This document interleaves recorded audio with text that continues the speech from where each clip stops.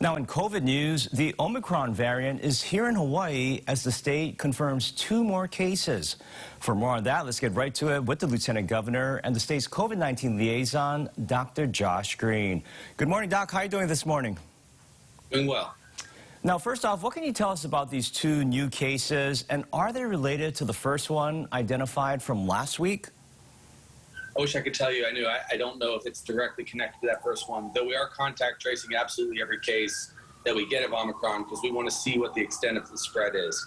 We've had, I believe, upwards of 8 cases now total, and Omicron is going to be a factor going forward, but we don't know yet how severe. So we're going to be very careful to see that it doesn't do what Delta did, which is cause a surge that we can't deal with.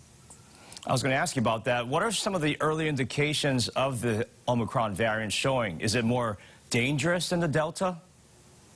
In some regions, it's been more contagious. In other words, it spreads quickly, like in South Africa, though they're not well vaccinated, so that may not be a good comparison for Hawaii. But it has not demonstrated severe disease yet, which is very good to know. So the earliest indications are it's been a slightly milder form as far as severity goes, so people have not ended up in the hospital. And in Hawaii, our hospital numbers have stayed utterly low of late. We're at 37 people in the hospital as of yesterday. That number's been the same for the last 3 weeks now. So if Omicron has been here, which it has been, it has not caused a surge in our hospitals.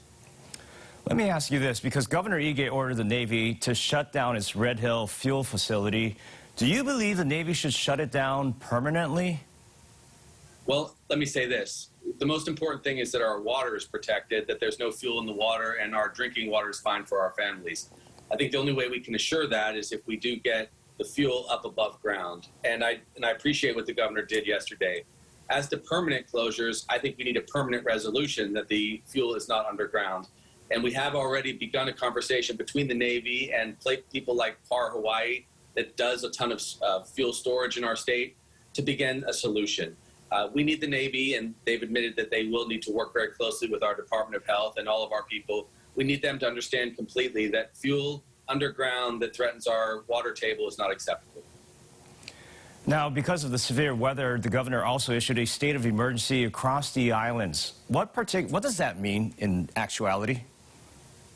That's a practical determination or declaration that allows us to use resources in an expedited fashion to get people, personnel, and overtime and survey crews and money to people that need it so that you can respond to a disaster more carefully and quickly. It's very important because the counties need extra support. For instance, I received a call yesterday from a care home on the Big Island where they had trees down and they couldn't care for their patients. And you have to be able to get a lot of response out immediately. That's the benefit of doing an emergency declaration, not just for the counties, but also for the whole state. And, you know, if it gets bad enough, we ask the federal guys to also declare an emergency. So we'll see where the flooding goes. But it's important to take these precautions so that people can get better quickly. And you're in downtown Honolulu. Do you have power right now?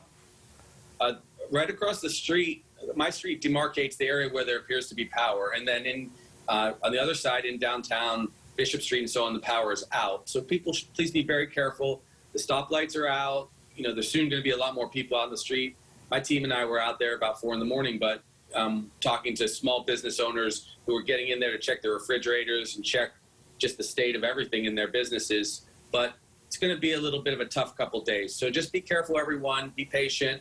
Let's get the power back on, but don't take any extra risks because I don't want to see people get hurt in car accidents or in the crosswalks. Just have a mellow day until we see what this storm does and what the flooding looks like. All right, very good advice. There you have it, the Lieutenant Governor, Josh Green. Thanks so much for joining us this morning, and stay safe.